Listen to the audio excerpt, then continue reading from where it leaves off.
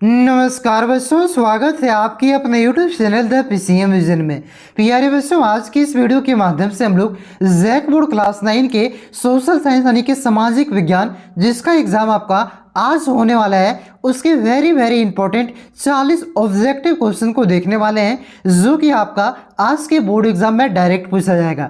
तो वीडियो पे आप लोग अंत तक बने रहें और इस चैनल पे पहली बार आए हैं तो इस चैनल को सब्सक्राइब करके बेल आइकन को प्रेस जरूर कर लीजिएगा, क्योंकि इस चैनल के माध्यम से आपका जैसे आप क्लास 9 के बाद क्लास 10th में पहुंचिएगा तो क्लास 10th की जो बोर्ड एग्जाम की तैयारी है आपका, ये फ्री ऑफ कॉस्ट यानी कि फ्री में सारा कुछ आपको यहाँ पे शुरू से लेकर के अंत तक आपको तैयारी करवाई जाएगी। तो चैनल पे आप लोग नए हैं तो चैनल को सब्सक्राइब करके बेल आइकन को प्रेस जरूर कर लीजिएगा। तो चलिए शुरू करते हैं और एक एक करके सारी क्वेश्चन को यहाँ पे हम लोग देखते हुए चलते हैं। तो देखिए, पहला क्वेश्चन है कि नेपोलियन बोनापार्ट कौन था।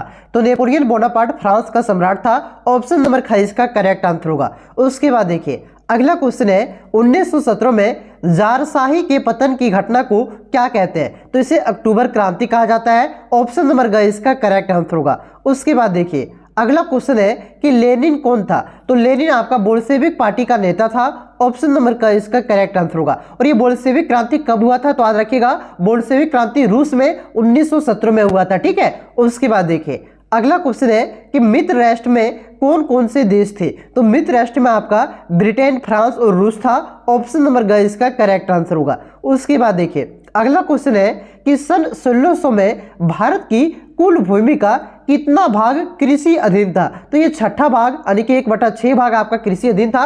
ऑप्शन नंबर का इसका करेक्ट आंसर होगा। उसके बाद देखिए, अगला क्वेश्चन है कि भारतीय वन सेवा की स्थापना कब हुई। तो भारतीय वन सेवा की स्थापना 1864 ईस्वी में किया गया है। ऑप्शन नंबर ग इसका करेक्ट आंसर होगा 1864 ईस्वी। उसके बाद देखिए बच्चों, अगला क्वेश्चन है कि भाबर किसे कहते हैं। तो भाबर आपका पहाड़ी क्षेत्रों में सूखे जंगल का इलाका को कहते हैं। ऑप्शन नंबर ग इसका करेक्ट आंसर होगा। उसके बाद देखिए, अगला क्वेश्चन है कि कॉमन्स किसे कहते हैं। तो कॉमन्स साझा जमीन को कॉमन्स कहा जाता है। ऑप्शन नंबर का इसका करेक्ट आंसर होगा साझा जमीन। ये सारे क्वेश्चन आपका वायरल क्वेश्चन है। ऐसे ही क्वेश्चन आप सभी के बोर्ड एग्जाम में देखने को मिलेगा। ठीक है। चलिए अगले क्वेश्चन पर आते। देखिए, अगला क्वेश्चन है कि क्रिकेट पिच की लंबाई कितनी होती है। तो बहुत ही आसान क्वेश्चन है। जो भी बच्चे क्रिकेट देखते होंगे या तो खेलते होंगे वो आसानी से इस क्वेश्चन का आंसर कर सकते हैं। कितना होता है, 22 गज होता है भैया। ऑप्शन नंबर का इसका करेक्ट आंसर होगा। उसके बाद देखिए, अगला क्वेश्चन है कि भारत में स्वदेशी आंदोलन कब हुआ।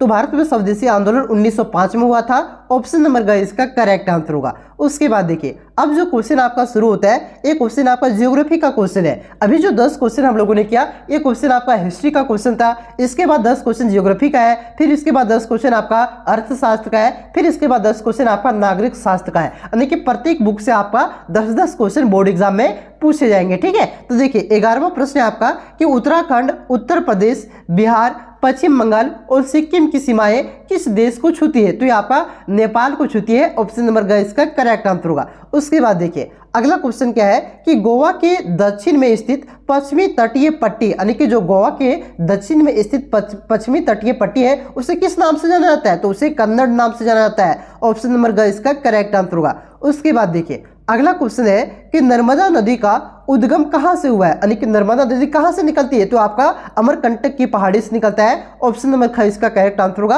अमरकंटक। उसके बाद देखिए, अगला क्वेश्चन है कि निम्नलिखित में से कौन से कारण भारत के उत्तर पश्चिम भाग में शीत ऋतु में होने वाली वर्षा के लिए उत्तरदायी है। यानी कि जो भारत के उत्तर पश्चिम भाग में ठंडे के दिनों में यानी कि शीत ऋतु के दिनों में वर्षा होती है, वो किसके कारण होता है। तो ये आपका पश्चिमी विक्षोभ के कारण होता है। ऑप्शन नंबर ख इसका करेक्ट आंसर होगा। उसके बाद देखिए, अगला क्वेश्चन है कि सिनकोना के वृक्ष कितनी वर्षा वाले क्षेत्र में पाए जाते हैं। तो सिनकोना के वृक्ष आपका 100 सेंटीमीटर वर्षा वाले क्षेत्र में पाए जाते हैं। ऑप्शन नंबर का इसका करेक्ट आंसर होगा। उसके बाद देखिए, अगला क्वेश्चन है कि परिणाम है। देखिए, यहाँ पे क्वेश्चन हिंदी में थोड़ा सा छूटा हुआ है। देखिए, इंग्लिश में जो क्वेश्चन लिखा गया है वो कितना बड़ा क्वेश्चन लिखा गया है और हिंदी में यहाँ पे कितना छोटा लिखा गया है। सिर्फ लिखा गया है परिणाम है। ठीक है। तो मैं यहाँ पे इंग्लिश वाला पढ़ देता हूँ, इससे आपको हिंदी ट्रांसलेट कर दूंगा ताकि आपको अच्छा से पता चल सके कि हिंदी में क्वेश्चन आपका क्या छूटा हुआ है। ठीक है। देखिए, इंग्लिश में लिखा हुआ है कि a large proportion of children in a population in a result of, यानी कि हिंदी में क्वेश्चन ये होना चाहिए था आपका कि जनसंख्या में बच्चों का एक बड़ा हिस्सा परिणाम है। किसका परिणाम है? तो ये आपका हाई बर्थ रेट का परिणाम है, यानी कि उच्च जन्म दर का परिणाम है। ठीक है, तो ऑप्शन नंबर ये इसका करेक्ट आंसर होगा। उसके बाद देखिए अगला क्वेश्चन है कि ग्रीष्म अवकाश में आप अधिक कवरत्ती जाना चाहते हैं तो किस केंद्र शासित प्रदेश में जाएंगे? तो ये आपका लक्षद्वीप में जाएंगे, क्योंकि जो आपका कवरत्ती है ये आपका लक्षद्वीप की राजधानी है। ठीक है, तो ऑप्शन नंबर ख इसका करेक्ट आंसर होगा। उसके बाद देखिए अगला क्वेश्चन है कि पूर्वी घाट का सर्वोच्च शिखर है, तो पूर्वी घाट का सर्वोच्च शिखर महेंद्रगिरी है। ऑप्शन नंबर ख इसका करेक्ट आंसर होगा। उसके बाद देखिए अगला क्वेश्चन है कि निम्नलिखित में से कौन सी लवणीय जल वाली झील है? तो इसका सही उत्तर हो जाएगा सांबर झील। सांबर झील एक आपका लवणीय झील है। ऑप्शन नंबर क इसका करेक्ट आंसर होगा। उसके बाद देखिए अगला क्वेश्चन है कि भारत में मानसून का आगमन निम्नलिखित में से कब होता है? तो मानसून का आगमन आपका जून के प्रारंभ में होता है, इसलिए इस क्वेश्चन का करेक्ट आंसर होगा ऑप्शन नंबर बी अर्ली जून में। देखिए हिंदी में आपका जो मंथ है ये छूट चुका है, सिर्फ आपका सारों ऑप्शन में आपका प्रारंभ में लिखा हुआ है, तो यहाँ पे होना चाहिए आपका जून के प्रारंभ में। ठीक है, जो कि आपका यहाँ पे छूट गया, तो इसे आप लोग याद रखिएगा। भारत में मानसून का आगमन आपका जून के प्रारंभ में होता है। ठीक है, उसके बाद देखिए अब आपका जो सिविक्स यानी कि नागरिक शास्त्र का क्वेश्चन शुरू होता है। तो देखिए क्वेश्चन है आपका कि चिली की सोशलिस्ट पार्टी की संस्थापक कौन थे? तो सोशलिस्ट पार्टी की स्थापना किसने किया था? तो ये आपका सल्वाडोर अयोंदे ने किया था। ऑप्शन नंबर का इसका करेक्ट आंसर होगा। उसके बाद देखिए अगला क्वेश्चन है कि एन क्रुमा किस देश के पहले राष्ट्रपति बने? तो ये आपका घाना के पहले राष्ट्रपति बने थे। ऑप्शन नंबर ख इसका करेक्ट आंसर होगा। उसके बाद देखिए अगला क्वेश्चन है कि इनमें से कौन सा तरीका लोकतांत्रिक नहीं है? तो देखिए पहला ऑप्शन आपका अदालत में पानी को अपने जीवन की अधिकार का हिस्सा बताते हुए मुकदमा दायर करना, तो ये आपका लोकतांत्रिक है। उसके बाद है आपका कि अगले चुनाव का बहिष्कार करके सभी पार्टियों को संदेश देना, तो ये आपका लोकतांत्रिक है। उसके बाद है दूसरा कि सरकारी नीतियों के खिलाफ जनसभाएं करना, तो ये भी आपका लोकतांत्रिक तरीका है। उसके बाद है आपका सरकारी अधिकारियों को पानी के लिए रिश्वत देना, तो रिश्वत देना आपका लोकतांत्रिक नहीं है, ये आपका एक तरह से भ्रष्टाचार है, और भ्रष्टाचार आपका लोकतंत्र में नहीं होना चाहिए। ठीक है, तो ऑप्शन नंबर घ इसका करेक्ट आंसर होगा। उसके बाद देखिए अगला क्वेश्चन है कि संविधान सभा के अध्यक्ष थे? तो संविधान सभा के अध्यक्ष डॉक्टर राजेंद्र प्रसाद थे। ऑप्शन नंबर का इसका करेक्ट आंसर होगा। उसके बाद देखिए अगला क्वेश्चन है कि दक्षिण अफ्रीका का लोकतांत्रिक संविधान बनाने में इनमें से कौन सा टकराव सबसे महत्वपूर्ण था? तो इसका सही उत्तर हो जाएगा गोरे अल्पसंख्यक और असवैध बहुसंख्यकों का टकराव सबसे महत्वपूर्ण था। ऑप्शन नंबर ग इसका करेक्ट आंसर होगा। उसके बाद देखिए अगला क्वेश्चन है कि भारत के चुनाव लोकतांत्रिक है यह बताने के लिए इनमें से कौन सा वाक्य सही कारण नहीं देता है? तो इसका सही उत्तर हो जाएगा भारत दुनिया के सबसे ज्यादा मतदाता है। ऑप्शन नंबर का इसका करेक्ट आंसर होगा। यह आपका जो वाक्य है ये आपका सही कारण नहीं देता है। ठीक है, उसके बाद देखिए अगला क्वेश्चन है कि मौलिक अधिकारों के रक्षक के रूप में कौन काम करता है? तो ये आपका भारतीय न्यायपालिका काम करता है। ऑप्शन नंबर का इसका करेक्ट आंसर होगा। उसके बाद देखिए अगला क्वेश्चन है कि भारत के संविधान की व्याख्या का अधिकार है, तो भारत के संविधान की व्याख्या का अधिकार भारत के सर्वोच्च न्यायालय और उच्च न्यायालय को है। ऑप्शन नंबर का इसका करेक्ट आंसर होगा। उसके बाद देखिए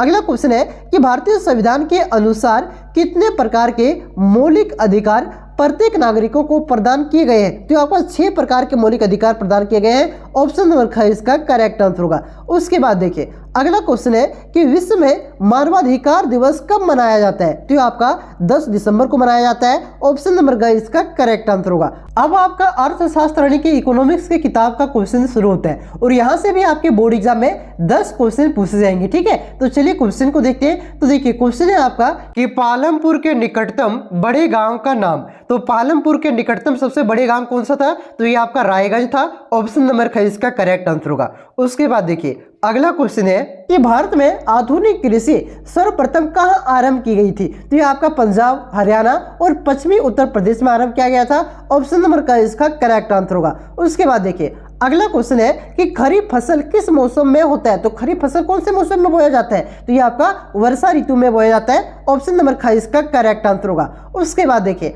अगला क्वेश्चन है कि कौन से कारक जनसंख्या की गुणवत्ता को बढ़ाता है। तो ये आपका साक्षरता दर, लोगों की स्वास्थ्य और कौशल निर्माण, ये सभी कारक जो आपका यहाँ पे दिया गया है ऑप्शन नंबर क, ख और ग में, ये सभी कारक आपका जनसंख्या की गुणवत्ता को बढ़ाता है। इसलिए इस क्वेश्चन का सही उत्तर हो जाएगा ऑप्शन नंबर घ, इनमें से सभी। ठीक है, उसके बाद देखिए अगला क्वेश्चन है कि भारत में बेरोजगारी अधिक होने का मुख्य कारण, यानी कि भारत में जो बेरोजगारी सबसे अधिक है इसका मुख्य कारण क्या है? तो इसका मुख्य कारण अशिक्षा भी है, अस्वास्थ्य भी है और गरीबी भी है। ठीक है, तो इस क्वेश्चन का करेक्ट आंसर होगा ऑप्शन नंबर घ, इनमें से सभी। उसके बाद देखिए अगला क्वेश्चन है कि NSSO का पूरा नाम लिखे। तो NSSO का पूरा नाम क्या है? तो इसका पूरा नाम है राष्ट्रीय प्रतिदर्श सर्वेक्षण संगठन। ठीक है, ऑप्शन नंबर ख इसका करेक्ट आंसर होगा। अगर इंग्लिश में बोले तो नेशनल सैंपल सर्वे ऑर्गेनाइजेशन इसका फुल फॉर्म होता है, ध्यान रखिएगा। उसके बाद देखिए अगला क्वेश्चन है कि निर्धनता रेखा का निर्धारण करने की कितनी विधियां हैं? तो इसकी 2 विधियां हैं, ऑप्शन नंबर 2 इसका करेक्ट आंसर होगा।